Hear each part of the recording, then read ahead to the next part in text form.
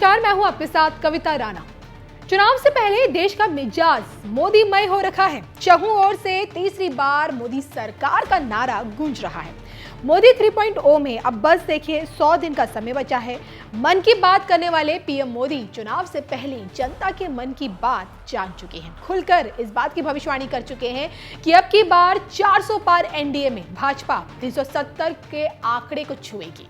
और इसी बीच जब यूपी के मुख्यमंत्री योगी आदित्यनाथ ने मथुरा काशी की तस्वीर दिखाई तो देश के सनातन धर्मियों ने यूपी से दिल्ली के रास्ते रेड कारपेट बिछा दिया।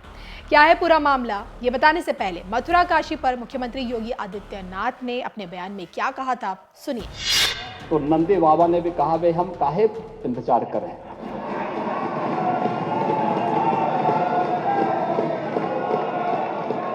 उन्होंने भी इंतजार किए बगैर रात्रि में बैरिकेड तोड़वा डाले।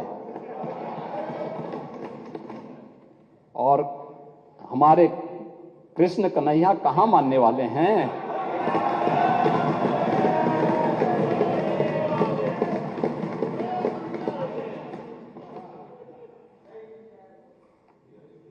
विदेशी आक्रांताओं ने केवल इस देश के अंदर धन दौलत ही नहीं लूटा था, इस देश की आस्था को भी रौंदने का काम किया था। दुर्भाग्य है, आजादी के बाद उन विदेशी आक्रांताओं को महिमामंडित करने के कुत्सित प्रयास हुए अपने वोट बैंक के लिए। सदियों की प्रतीक्षा अयोध्या में दूर हुई। प्रदेश की विधानसभा से सीएम योगी आदित्यनाथ का ये कहना कि नंदी बाबा ने बैरिकेडिंग तुड़वा दी है, अब कृष्ण कन्हैया कहां मानने वाले हैं, इस बात का साफ संकेत देता है कि अब मथुरा दूर बिल्कुल नहीं है। राजनीतिक गलियारों में इस वक्त इस पर गहन चर्चा हो रही है कि क्या पीएम बनने से पहले योगी बाबा श्री कृष्ण जन्मभूमि को मस्जिद से मुक्ति दिला देंगे। क्योंकि देखिए, ना सिर्फ यूपी बल्कि पूरा भारत ये अच्छे से जानता है कि योगी जी जो कहते हैं वो करके दिखाते हैं। काशी विश्वनाथ धाम की भव्यता हो या फिर आज राम मंदिर की वैभवता, योगी जी के नेतृत्व में ही सनातन धर्मियों के सपने पूर्ण हुए हैं।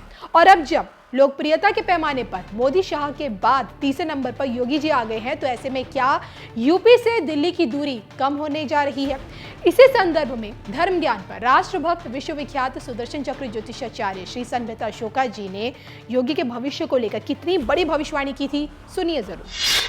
ये बात पूरा डिटेल में बताया था कि 2017 में भी योगी जी के जो स्टार थे वो मुख्यमंत्री के नहीं थे, लेकिन उनके साथ में जो शक्तियां हैं, आदित्यनाथ जी के साथ 9 नाथ और 84 सिद्धों की जो उनके पीछे आशीर्वाद है, जो उनकी शक्ति है, उसके कारण 12th आवर पे 2017 में वो मुख्यमंत्री बने।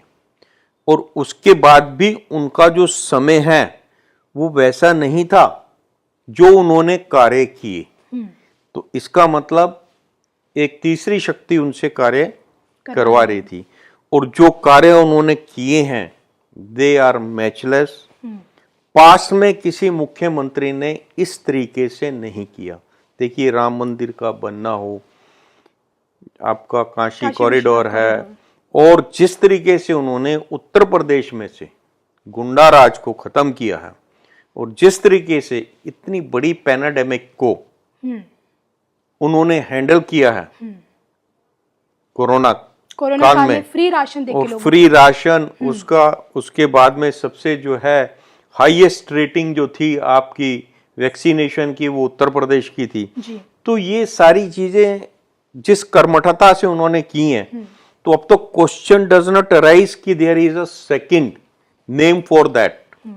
तो वो तो उन्होंने अपने कर्म से सिद्ध करके देखा है। और अब जो है सिर्फ 2022 से 29 की भविष्यवाणी भी मैंने आपकी योगी आदित्यनाथ जी की कर दी थी कि ये जो है मुख्यमंत्री रहेंगे, इवन 2030 तक ये यूपी के मुख्यमंत्री रहेंगे, और उसके बाद जो है ये सेंटर की तरफ अग्रसर होंगे। सर, अभी आपने कहा है कि 2030 तक यूपी के मुख्यमंत्री रहेंगे, लेकिन अगर मैं वर्तमान परिस्थितियों को देखूं तो जिस तरह से गोरखपुर सीट से तकरीबन 1 लाख वोटों के अंतराल से भी ज़्यादा जिस तरह से योगी आदित्यनाथ ने प्रचंड जीत वहाँ पे हासिल की है गोरखपुर सीट से, कभी नहीं वहाँ से आ रहे, पहली बार विधायक का चुनाव यहाँ से लड़े हैं और इस बार भी उन्होंने जीत दर्ज की है। इतनी बम्पर वोटों से उनकी जीत, यूपी में दोबारा कमल खिलाने एक बड़ी जिम्मेदारी थी उनके कंधों पर। लेकिन अब ये मांग उठ रही है कि 2024 के जो मुख्य प्रधानमंत्री के जो उम्मीदवार का जो पद है बीजेपी की तरफ से, क्या वो योगी आदित्यनाथ को भी बनाया जाना चाहिए, ये मांग भी उठ रही है, क्या लगता है? देखिए, प्रधानमंत्री पद के लिए मैं 2014 में ही भविष्यवाणी कर चुका हूं कि आने वाले 15 साल तक देश के प्रधानमंत्री माननीय नरेंद्र मोदी जी ही रहेंगे और 2030 में वो स्वेच्छा से हैंडओवर करेंगे जी। और मैंने ये भी भविष्यवाणी की है कि हिंदू राष्ट्र के प्रथम प्रधानमंत्री योगी आदित्यनाथ ही होंगे। तो योगी आदित्यनाथ जो हैं वो देश के बहुत कीमती रत्नों में से एक हैं जिसको मोदी जी अपने हाथों से डेवलप कर रहे हैं। बहरहाल, मथुरा काशी पर सीएम योगी के बयान से देश का संत समाज इस वक्त गदगद है, या फिर यूं कहें कि एक तरह से साधु संतों में एक खुशी की लहर दौड़ रही है। देश का संत समाज योगी के आगे नतमस्तक होता हुआ दिख रहा है। उनके समर्थन में क्या कुछ बोल रहा है, सुनिए। निस्संदेह अत्यंत आह्लाद, आनंद और गर्व गौरव का विषय है कि अवध धाम में प्रभु राम का पावन दिव्य मंदिर बनकर तैयार हुआ है, रामलला विराजित हुए हैं, ज्ञानवापी में हमें पूजा का अधिकार मिल ही गया है और ये विश्वास है कि समय बहुत शीघ्र आने वाला है, आएगा कि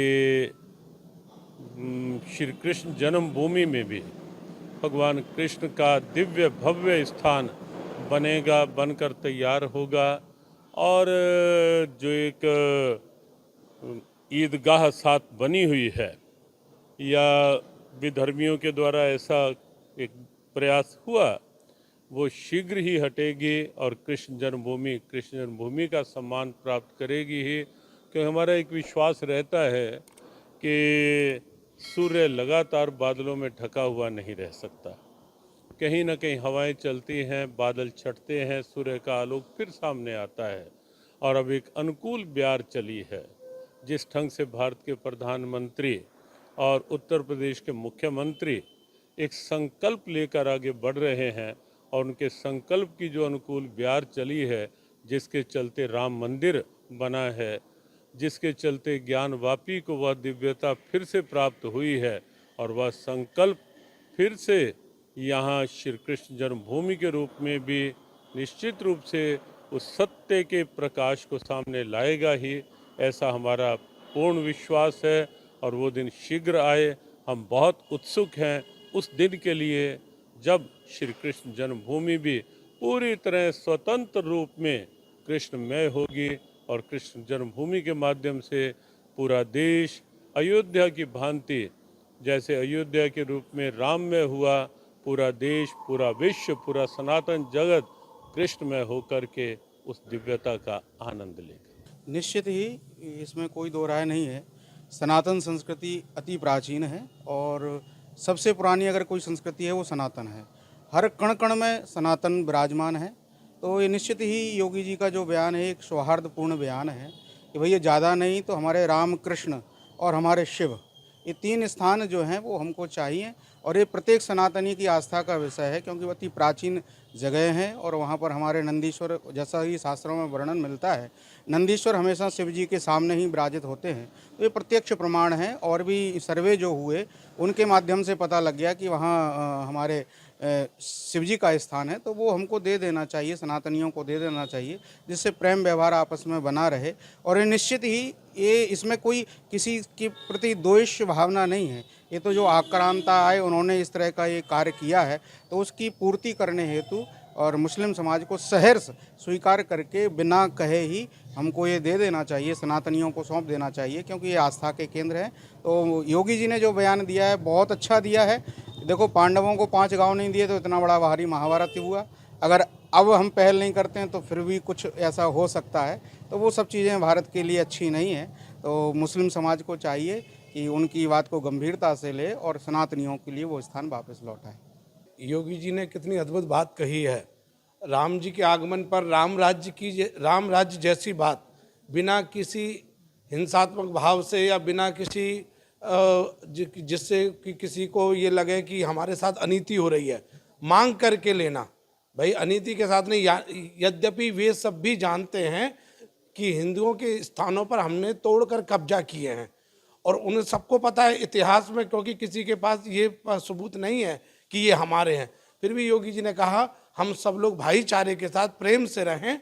तो भाई ये हमारे सनातनी हिंदुओं के आस्था के प्रतीक हैं, इन्हें आप शांति से दो तो हम आपके लिए भी बहुत कुछ ऐसा करेंगे कि आपको भी अच्छा लगेगा। ये बात तो सहज स्वीकार कर लेनी चाहिए ताकि उन्हें भी शांति मिले और हमें भी शांति मिले, क्योंकि हमारे जो आस्था हैं, हमारे जो इष्ट हैं, वे हर जगह बंधन में हैं, मुक्त नहीं है। अगर इस भाव को स्वीकार नहीं करेंगे तो सनातनी फिर उग्र होंगे। उग्रता का फिर यह होगा कि हर जगह जहाँ जहाँ इस तरीके से आक्रामक लोगों ने हिंदुओं के स्थानों को तोड़ा है, वे सब जगह की मांग उठेगी। फिर उस मांग को फिर सरकार को भी स्वीकार करना ही पड़ेगा। इससे अच्छा कि सनातनी हिंदू आक्रामक हों और वे अपने अधिकार को मांगने की बात करें, इन्हें भी सहज रूप में योगी जी के स्वभाव को, भाव को स्वीकार कर लेना चाहिए। इससे अद्भुत स्वर्णिम अवसर उनके लिए और कुछ हो ही नहीं।